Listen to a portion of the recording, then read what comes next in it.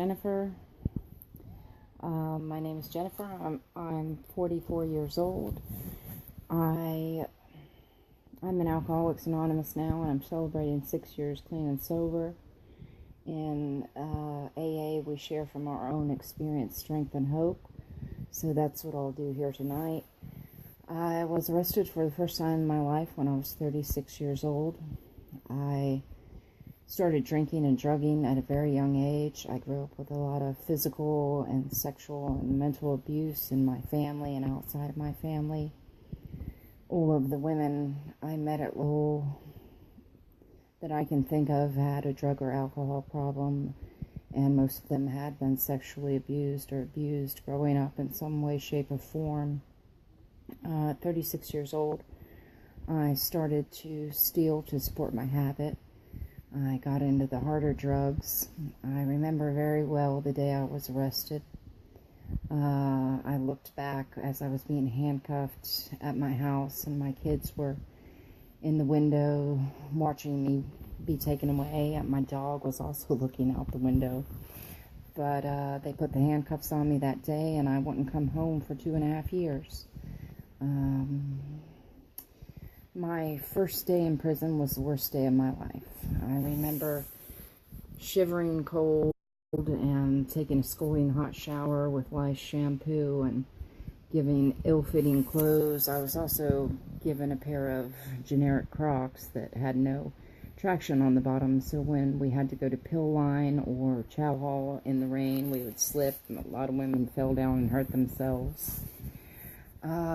We were treated very poorly by the guards. I was there during Sergeant Q's reign.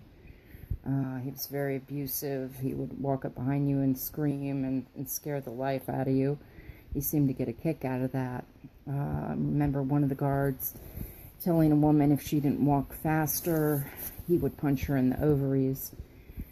She had problems walking and physical pain that weren't being treated there. I saw a lot of women with medical conditions that went untreated. To get in to see the dentist was impossible. If you have a loved one on the inside, calls from the outside help immensely. I remember mail call was very great time. If you hear your name called at mail call, it's wonderful. It means that someone out there loves you. I met a lot of great women there.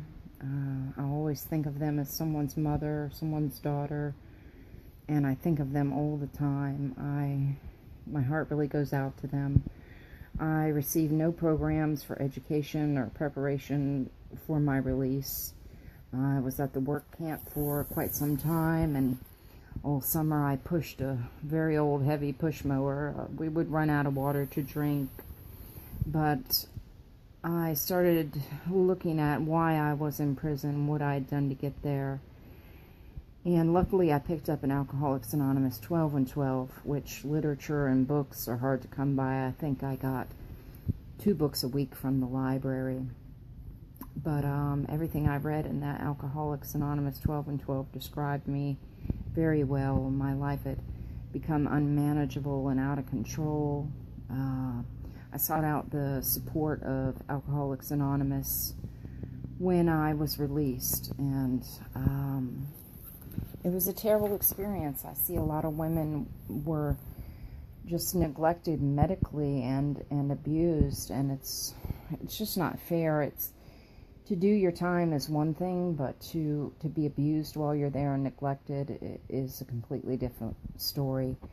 But I'm thankful for this group, and I pray and think of those women often. I have a 10-year probation period, so I'm not able to take AA meetings back into Lowell yet, but I have a court date soon, and I'm hoping to get that probation removed so that I can go back into Lowell. The women there left a huge impression on me. I have a lot of love in my heart for them, and Kathy Jo, I'm very thankful for you and everything you do for the women. And if you have a loved one there, God bless and stay positive. Change is possible, and God bless and have a good night.